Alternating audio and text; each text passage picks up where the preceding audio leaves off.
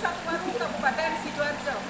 Pada kesempatan ini, saya akan menampilkan koneksi antar materi modul 1.3 visi guru penggerak. Salam guru hebat.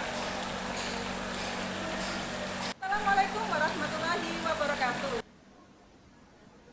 Berikut saya sebagai guru penggerak diminta untuk merefleksikan dan mengaitkan pemahaman antar modul yang telah dipelajari hingga kini dengan menjelaskan dari pertanyaan pematik berikut ini.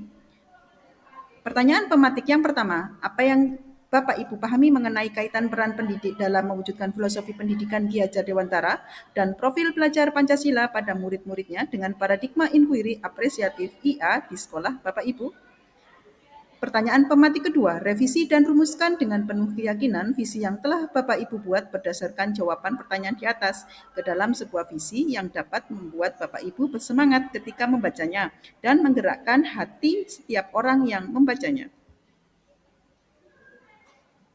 Keterkaitan materi sesuai dengan modul 1.1, visi guru penggerak muncul karena adanya suatu kesadaran dan pemahaman diri sebagai guru tentang tujuan pendidikan yang sesuai dengan pemikiran Ki Hajar Dewantara, yaitu menuntun segala kodrat yang ada pada anak-anak agar mereka dapat mencapai keselamatan dan kebahagiaan setinggi-tingginya baik sebagai manusia maupun sebagai anggota masyarakat. Tuntunan karakter yang saya berikan pada anak harus sesuai dengan profil pelajar Pancasila.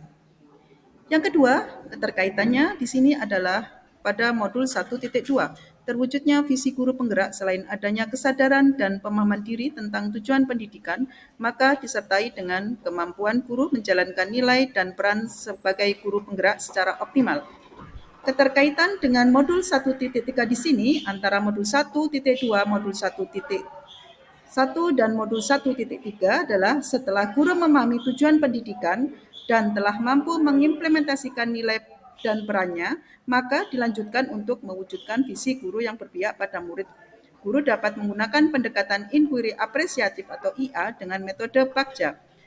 Pendekatan inquiry apresiatif Bagja adalah pendekatan kolaborasi dan memanfaatkan kekuatan yang ada di sekolah dengan urutan metode Bagja sebagai berikut. B. Buat pertanyaan. A. Ambil pelajaran. G. Gali mimpi. C. Jabarkan rencana. A. Atur eksekusi. Profil pelajar Pancasila. Yang pertama, beriman bertakwa kepada Tuhan dan berakhlak mulia. 2. Mandiri. 3. Bernalar kritis.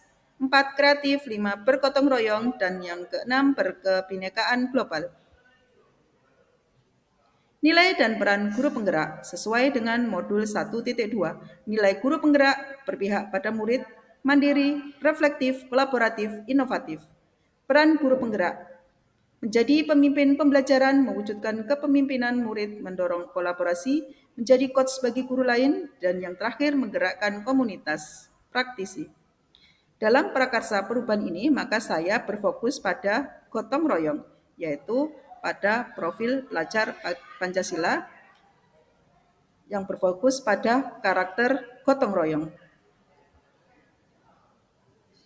Paradigma IA di SMA 1 Waru, Sidoarjo. Saya mewujudkan visi dimensi gotong royong dalam setiap aktivitas di sekolah. Gotong royong bagian dari budaya masyarakat Indonesia agar tujuan tercapai lebih efektif dan lebih cepat. Gotong royong bagian dari budaya masyarakat Indonesia agar tujuan tercapai lebih efektif dan lebih cepat. Dalam pembelajaran gotong royong telah saya terapkan di kelas. Namun, saya juga mengembangkan karakter gotong royong pada setiap aktivitas di sekolah. Berikut contoh yang sudah saya terapkan gotong royong. Gotong royong selain ada di kelas, juga ada di setiap aktivitas mereka di sekolah.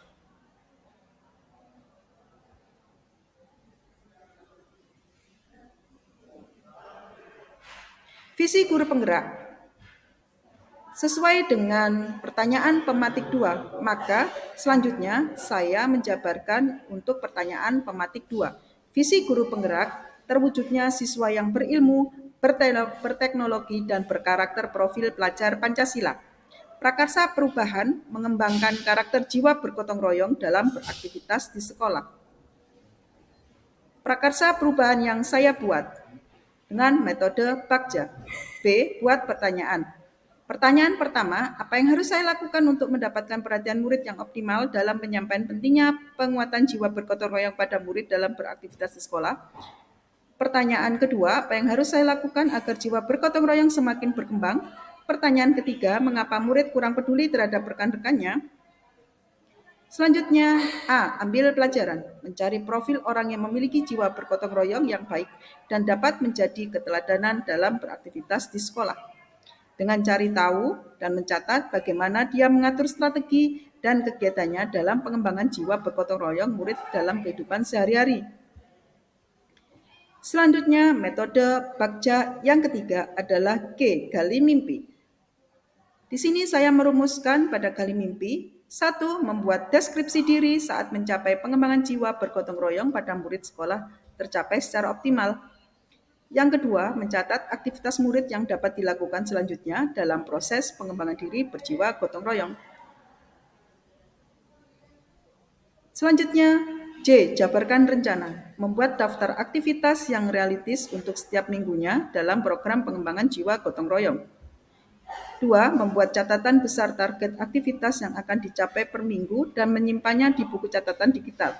Yang ketiga, meminta rekan sejawat untuk menyampaikan saran dan pendapat saat usaha yang telah dilakukan dalam program aktivitas di sekolah yang mengembangkan jiwa bergotong royong pada murid. Yang terakhir di sini adalah A. Atur eksekusi.